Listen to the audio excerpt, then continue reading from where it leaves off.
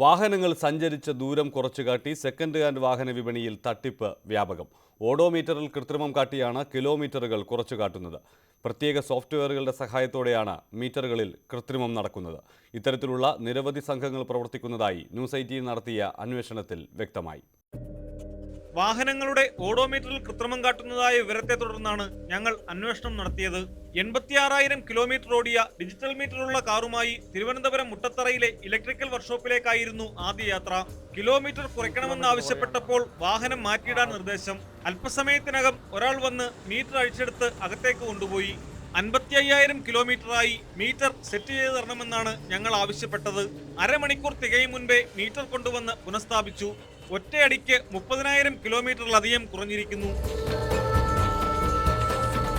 എല്ലാത്തരം മീറ്ററുകളിലും ഇങ്ങനെ കൃത്രിമം കാട്ടാനാവുമെന്ന് ഇവരുടെ വാക്കുകളിൽ നിന്ന് വ്യക്തം.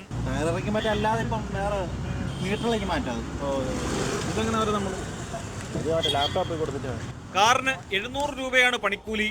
കിള്ളിപ്പാലത്തിന് സമീപമുള്ള മറ്റൊരു കടയിലും സമാന പ്രവർത്തനം തന്നെ.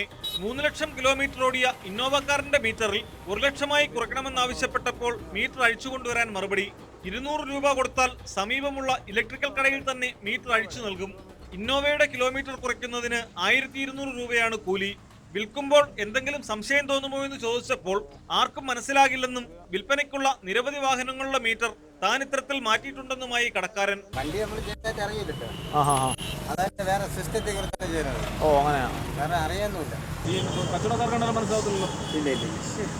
ഞങ്ങൾ നിൽക്കുമ്പോൾ തന്നെ മറ്റു ചില ആവശ്യക്കാരും ഇവിടെ എത്തിയിരുന്നു. പഴയ വാഹനം വാങ്ങുമ്പോൾ ആ വാഹനം അതുവരെ എത്ര കിലോമീറ്റർ സഞ്ചരിച്ചു എന്നത് വില നിർണ്ണയിക്കുന്നതിലടക്കം പ്രാധാന്യമുള്ള വിഷയമാണ്.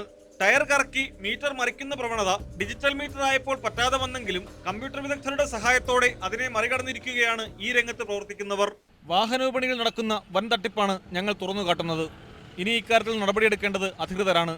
തിരുവനന്തപുരത്ത് നിന്നും ക്യാമറമാൻ PV രഞ്ജിത്തിനൊപ്പം പ്രദീപ് സി നെടുമൺ, ന്യൂസ് 18.